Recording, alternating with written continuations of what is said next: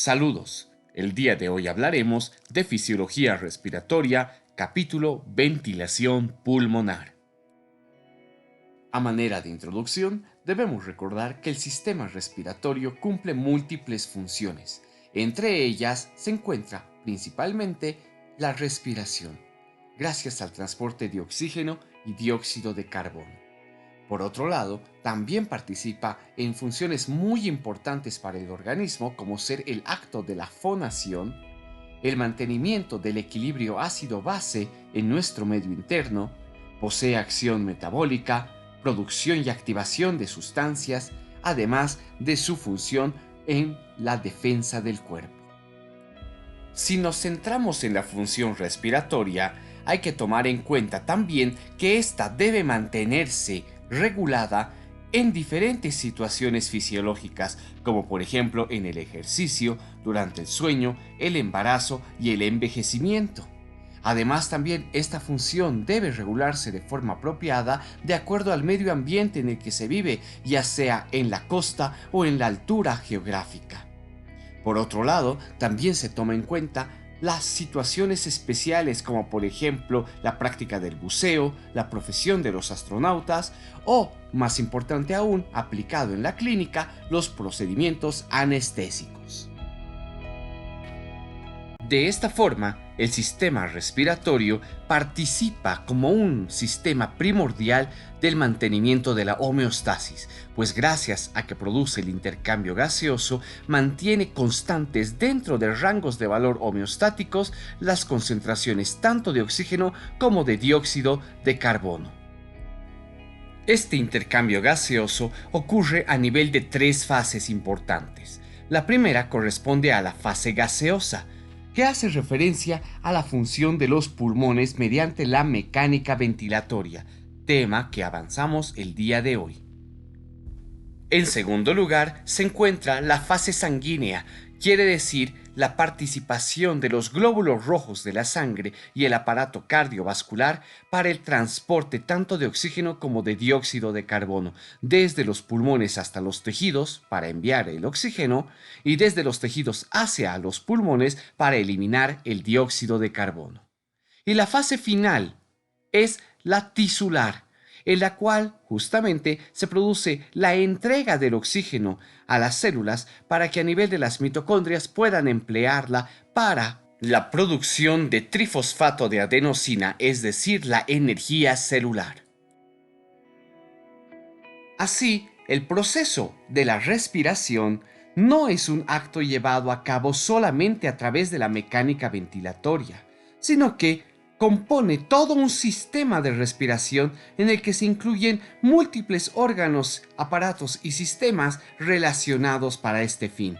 Por ejemplo, tenemos en primer lugar el aparato respiratorio en el cual se va a producir la ventilación pulmonar para garantizar la hematosis, el transporte de los gases hacia la sangre.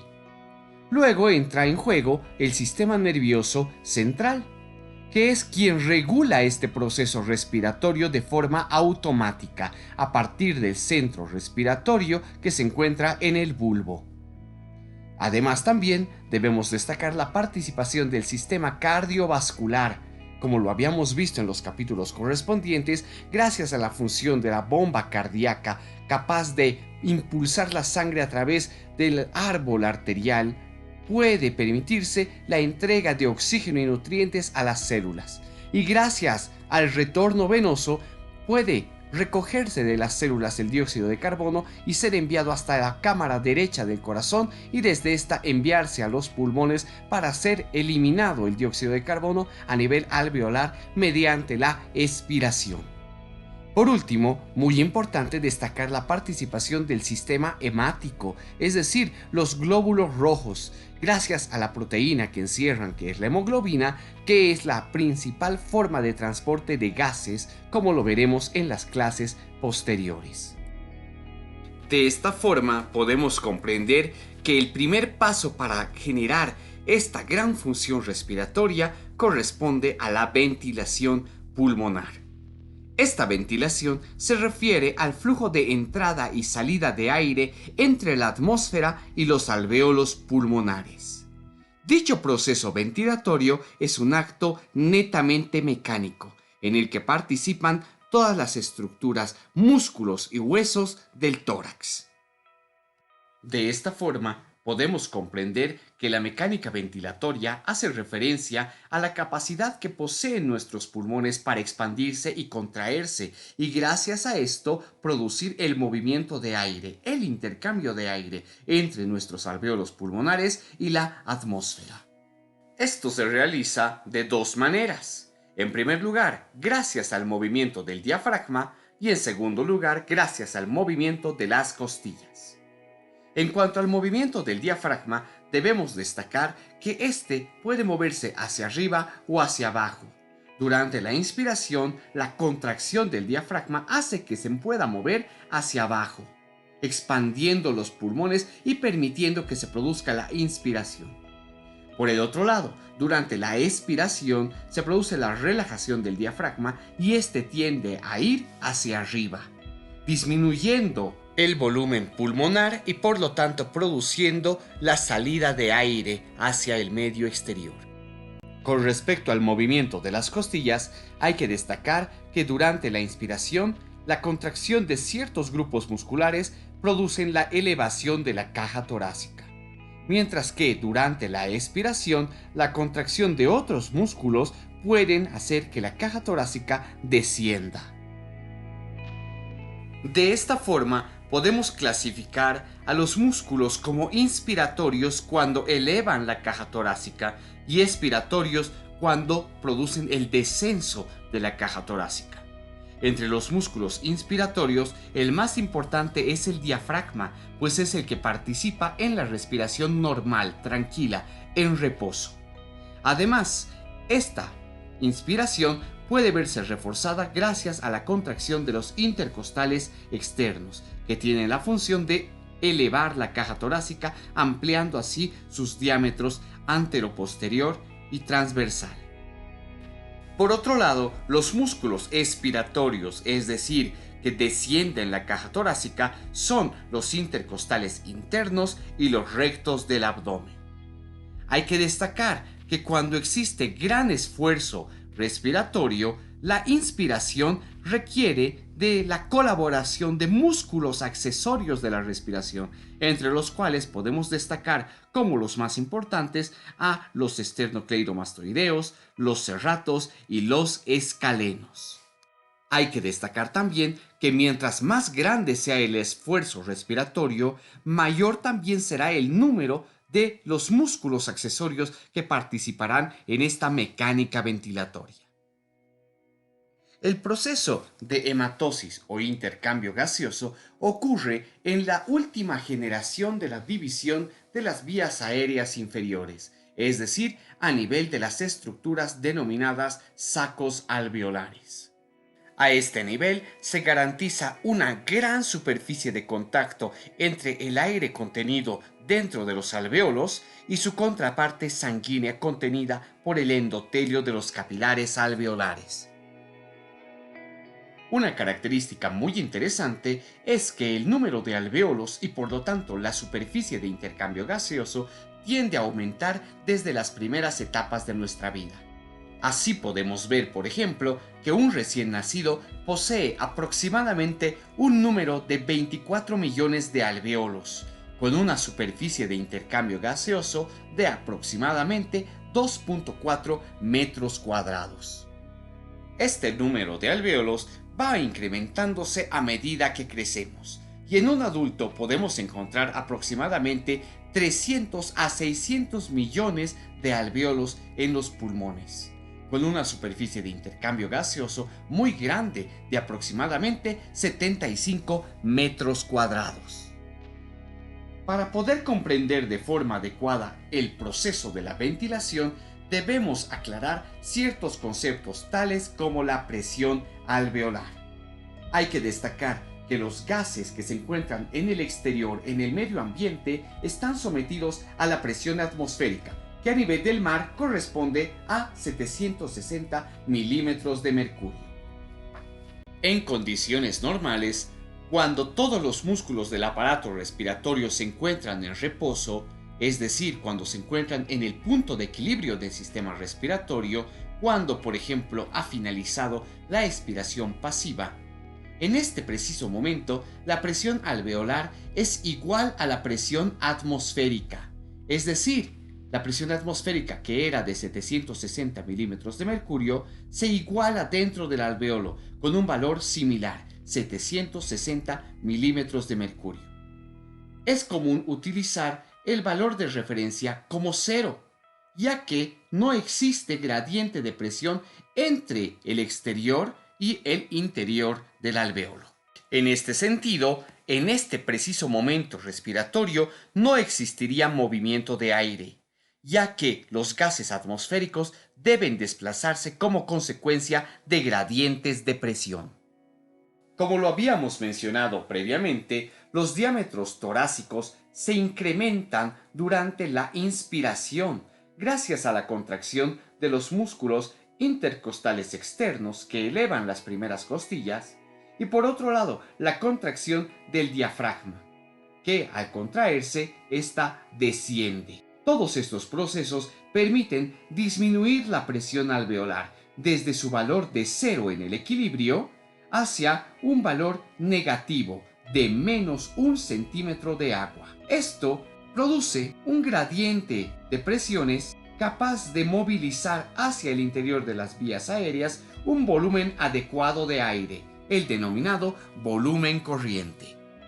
Por otro lado, durante la expiración se produce un proceso pasivo de retroceso que disminuye el diámetro torácico gracias a la retracción elástica de los pulmones. Este mecanismo lleva la presión alveolar a un nivel más alto que la que existe a nivel de la atmósfera, hasta un valor de más 1 centímetro de agua. Este gradiente favorece la salida de aire desde los alvéolos hacia la atmósfera. Otra estructura muy importante a nivel de los pulmones es la pleura. Esta pleura es una membrana serosa de origen mesodérmico que recubre la totalidad del parénquima pulmonar, el mediastino, el diafragma y la superficie interna de la pared torácica. Está constituido por dos hojas, una pleura visceral que recubre toda la superficie del pulmón y una pleura parietal que recubre la superficie interna de la pared torácica, así como también la parte superior del diafragma y la cara lateral del mediastino. Entre ambas pleuras se encuentra el espacio pleural, que en condiciones normales contiene aproximadamente 15 ml de líquido pleural, que está formado, entre otras sustancias, por glucoproteínas ricas en ácido hialurónico que actúan como lubricante entre ambas superficies pleurales.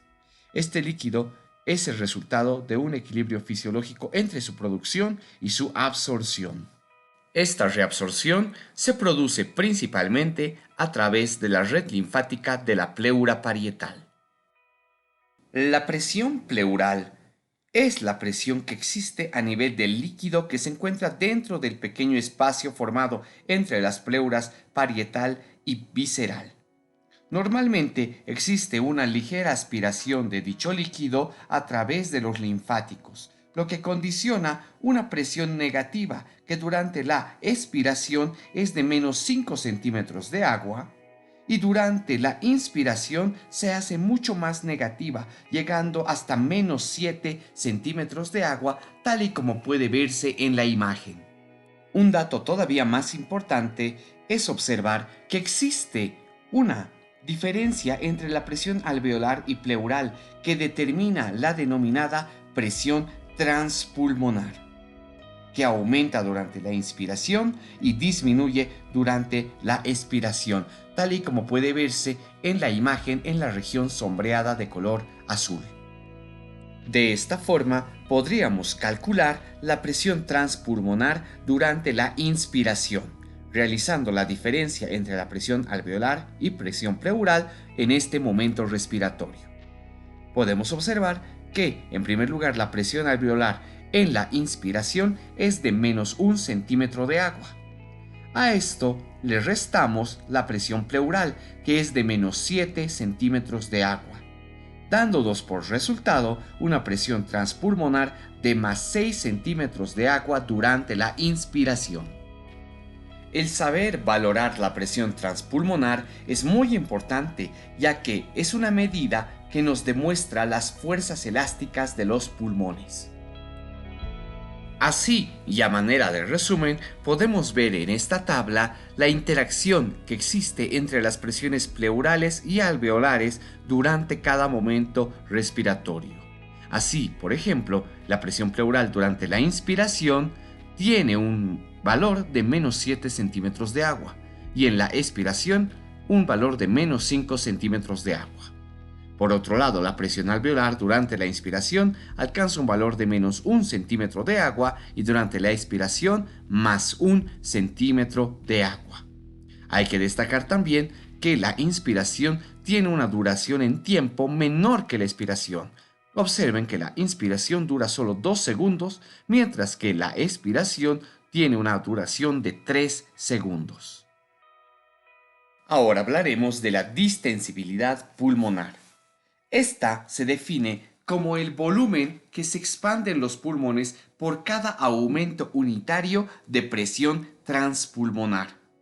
De esta forma, la distensibilidad pulmonar de los dos pulmones es en promedio 200 mililitros de aire por cada centímetro de agua de presión transpulmonar. Es decir, cada vez que la presión transpulmonar aumenta 1 centímetro de agua, el volumen pulmonar después de 10 a 20 segundos se expande en 200 mililitros. Esta distensibilidad se encuentra determinada por dos tipos de fuerzas elásticas que existen a nivel pulmonar que producen la tendencia hacia el colapso del pulmón. En primer lugar, debemos destacar las fuerzas elásticas del propio tejido pulmonar. Estas están determinadas por las fibras de elastina y colágeno que existe a nivel del parénquima pulmonar y representan 1/3 de la elasticidad pulmonar total.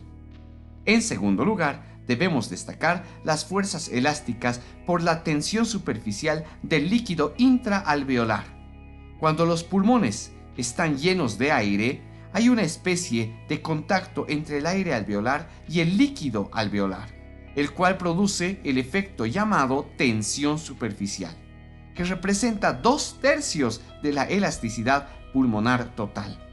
Esta fuerza elástica, representada por la tensión superficial intraalveolar, se incrementa de gran manera cuando a nivel del líquido alveolar no se encuentra una sustancia muy importante denominada surfactante, lo que determina el colapso del alveolo y por lo tanto el colapso del pulmón. La tensión superficial corresponde a la mayor fuerza elástica que produce la tendencia al colapso de los pulmones. Y esto se produce gracias a que en el interior de los alveolos encontramos moléculas de agua que se encuentran unidas a la superficie interna alveolar. Estas moléculas de agua tienden a unirse entre sí, por lo tanto producen que el alveolo tienda al colapso. Este colapso alveolar determina la salida del aire desde el alveolo. De esta forma ya no existe aire disponible en la luz alveolar para realizar el intercambio gaseoso. Así que hay que mencionar como conclusión que a mayor tensión superficial a nivel del alveolo existe una mayor tendencia al colapso. Por lo tanto, la tensión superficial se define como la fuerza que actúa sobre una línea imaginaria en la superficie de un líquido y que se debe a la mayor fuerza de atracción de las moléculas de dicho líquido, con las que interactúa el gas de la interfase. Por lo tanto, es la tendencia de cualquier superficie líquida a hacerse lo más reducida posible como resultado de esta tensión. Esta tensión superficial a nivel de los alveolos es directamente proporcional a la presión intraalveolar. Esto lo podemos observar gracias a la ley de Laplace. Esta ley nos dice que la presión es igual a 2 veces la tensión superficial dividido entre el radio del alveolo. Por lo tanto, en base al análisis de dicha fórmula, podemos ver que la presión en el interior del alvéolo es directamente proporcional al doble de la tensión superficial. Por otro lado, la presión será inversamente proporcional al radio del alvéolo. Es decir, que los alvéolos de menor tamaño tendrán mayor presión intraalveolar. Para comprender mejor la aplicación de la ley de Laplace sobre los alvéolos, podemos ver el siguiente ejemplo de la imagen. En este experimento uniremos dos globos a cada extremo de un tubo de conexión. A continuación, llenaremos el globo A con un volumen de aire pequeño, mientras que el globo B será llenado con un volumen de aire mucho mayor. Y obstruiremos todas las ramas del tubo para evitar la salida del aire. Finalmente, si abrimos las ramas de comunicación de los globos, veremos que el aire se moviliza desde el globo A, que es el más pequeño, hacia el globo B, que es el más grande.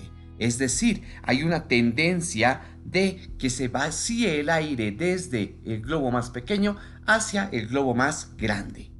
A partir de esto podríamos preguntarnos, ¿por qué sucede esto?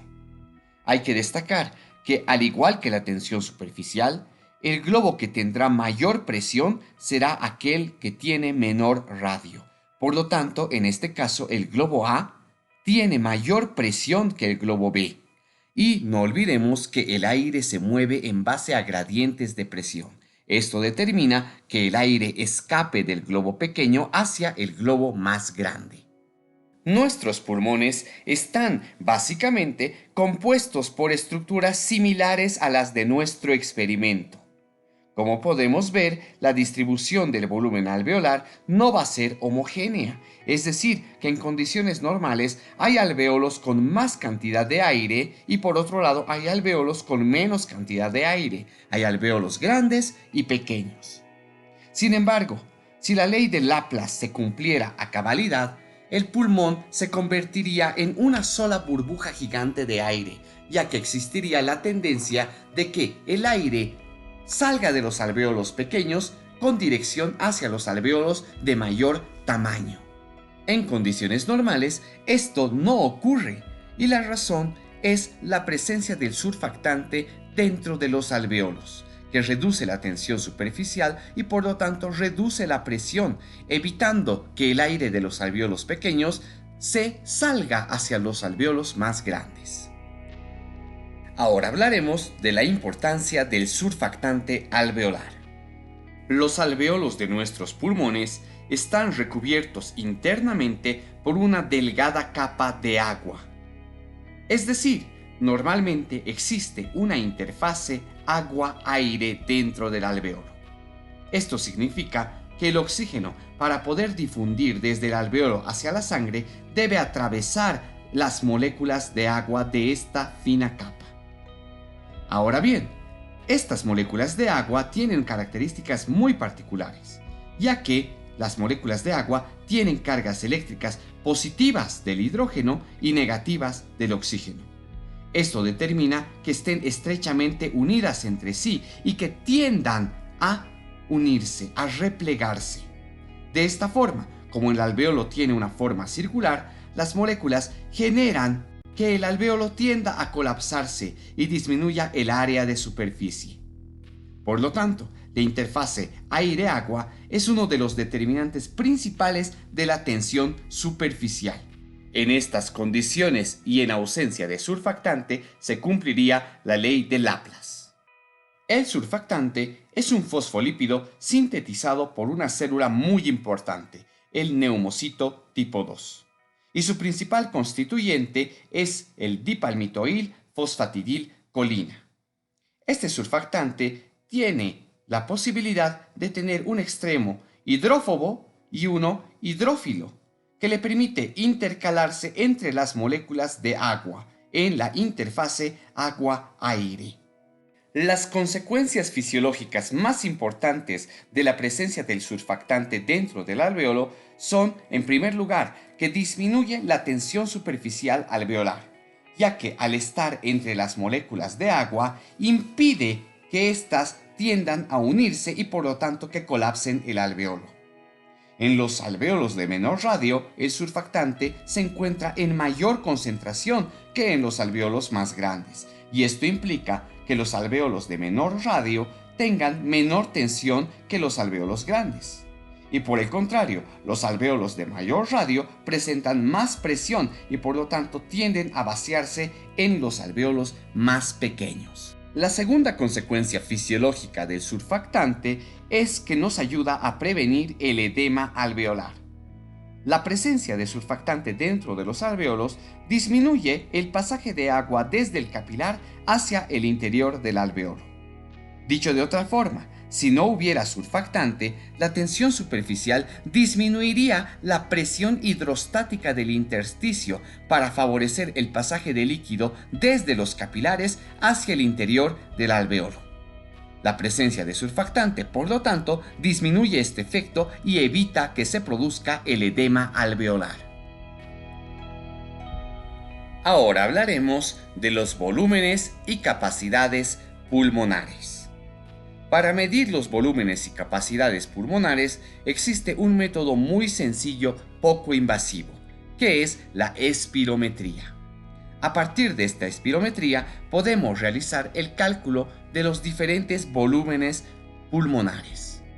En primer lugar, tenemos el volumen corriente, que corresponde al volumen de aire que se moviliza durante una respiración normal. Este tiene un valor aproximado de 500 mililitros en un hombre adulto, pero puede ser calculado de forma teórica multiplicando el peso del paciente por 8 a 10 mililitros de aire. En segundo lugar, tenemos el volumen de reserva inspiratoria, que corresponde al volumen adicional de aire que se puede inspirar a partir del volumen corriente normal. Esto se produce cuando la persona inspira con mucha fuerza. Habitualmente, este volumen de reserva inspiratoria tiene un valor de 3000 mililitros. El siguiente volumen es el de reserva expiratoria, que es el volumen adicional máximo de aire que se puede expirar mediante la expiración más forzada después del final de una expiración normal correspondiente al volumen corriente. Este volumen de reserva expiratoria corresponde a un valor de 1100 mililitros de aire. Por último, tenemos un volumen que no puede cuantificarse a través de la espirometría, y es el volumen residual, que corresponde al volumen de aire que queda en los pulmones después de la expiración más forzada. Este volumen en promedio corresponde a 1200 mililitros de aire. En el análisis de la fisiología de la ventilación pulmonar, en ocasiones resulta conveniente considerar dos o más volúmenes combinados. De esta forma nace el concepto de las capacidades pulmonares, que corresponde a la combinación de los diferentes volúmenes antes descritos. En primer lugar, podemos destacar la capacidad inspiratoria, que es igual al volumen corriente más el volumen de reserva inspiratoria, teniendo un valor de 3500 mililitros. Esta capacidad se refiere a la cantidad de aire que una persona puede inspirar comenzando en el nivel expiratorio normal y distendiendo los pulmones hasta su máxima cantidad. En segundo lugar, tenemos la capacidad residual funcional, que es igual al volumen de reserva expiratoria más el volumen residual. Esta capacidad se refiere a la cantidad de aire que queda en los pulmones al final de una expiración normal, y su valor aproximado es de 2300 mililitros. También tenemos la capacidad vital, que es igual al volumen de reserva inspiratoria más el volumen corriente más el volumen de reserva expiratoria. Por lo tanto, esta capacidad es la cantidad máxima de aire que puede expulsar una persona desde los pulmones después de haberlos llenado hasta su máxima dimensión y después de haber inspirado la máxima cantidad. Su valor aproximado es de 4600 mililitros. Finalmente tenemos la capacidad pulmonar total, que corresponde al volumen máximo que se pueden expandir los pulmones con el máximo esfuerzo posible.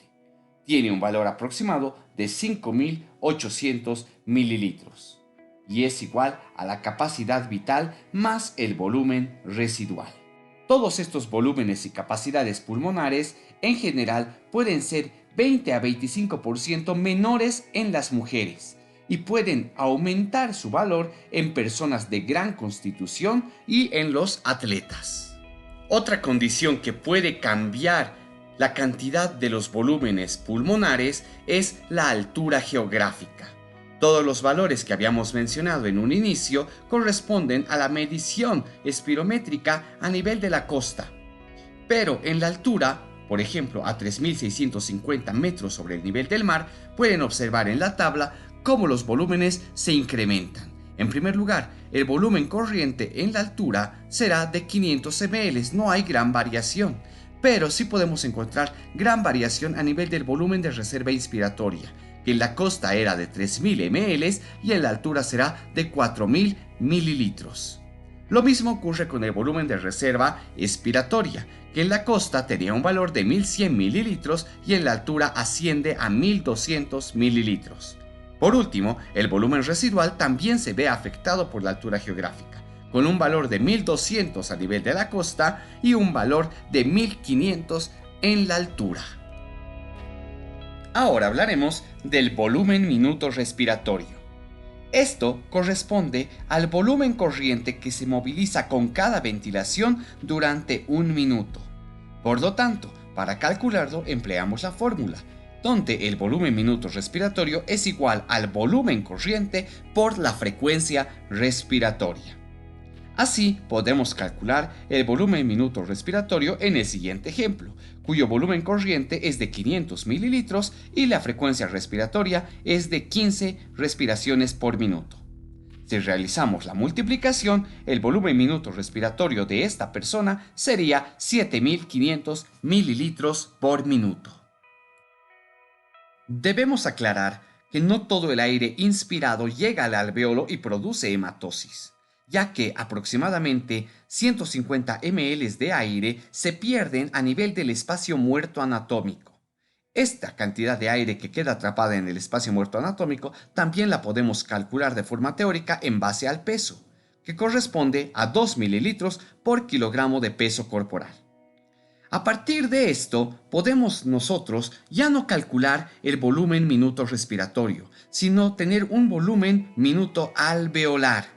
Al observar la fórmula, podemos ver que el volumen minuto alveolar corresponde al volumen corriente menos el volumen del espacio muerto, y este resultado lo multiplicamos por la frecuencia respiratoria.